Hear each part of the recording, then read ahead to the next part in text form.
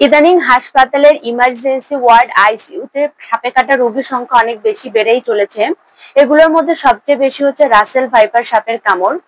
এই ঘটনাগুলো সবথেকে বেশি ঘটছে যারা জমিতে কাজ করতে যান তাদের সাথে। গুল্ম জাতীয় যে ফসলগুলো আছে এগুলো কৃষকেরা কেটে যখন শুকানোর জন্য গাদি করেন, ওই গাদির নিচে হচ্ছে সাপ থাকে। পরবর্তীতে কোনো ধরনের কোনো সতর্কতা ছাড়াই যখন ওইখানে হাত লাগে বা পা লাগে তখন হচ্ছে সাপে কামড় দেয়। এই রাসেল ভাইপার সাপ নিয়ে তো বাংলাদেশে আগে থেকে আতঙ্ক রয়েছে। নতুন করে আবার এই রোগীর সংখ্যা বাড়ছে। এই রাসেল ভাইপার সাপের বিষ খুব দ্রুত সময় আমাদের দেহে ছড়িয়ে পড়ে এবং দেহের প্রায় প্রত্যেকটা অর্গানকে খুব মারাত্মকভাবে ক্ষতি করে, বিশেষ করে কিডনিকে। আপনাদের কাছে অনুরোধ থাকবে, সাপে কামড়ানো রোগীকে ওঝা বা সাধুর কাছে নিয়ে অযথা সময় নষ্ট করবেন না। এতে রোগীর জীবনের ঝুঁকি শুধু বাড়বে। তাদের সদর হাসপাতাল অর্থাৎ জেলা সদর হাসপাতালগুলোতে নিবেন।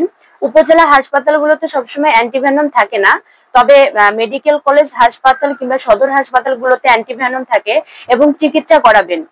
সাপে কামড়ানোর পরে অ্যান্টিভেনম, বিভিন্ন ইমার্জেন্সি ড্রাগস এবং রক্তের ডায়ালাইসিস করা হয় এর চিকিৎসা হিসাবে। আমাদের দেশে সারা বছর বিভিন্ন ধরনের ফসলই ওঠে, তবে এই ফসলি জমিতে কাজ করতে গেলে অবশ্যই সতর্কতা অবলম্বন করতে হবে। বিশেষ করে কোনো বিষধর সাপ আছে কিনা বা অন্য কোনো বিষধর সরীসৃপ আছে কিনা। একটু সময় লাগবে, কিন্তু ফসলের থেকে আপনার জীবনটাই বেশি গুরুত্বপূর্ণ। তাই অবশ্যই সতর্কতা অবলম্বন করে কাজ করবেন।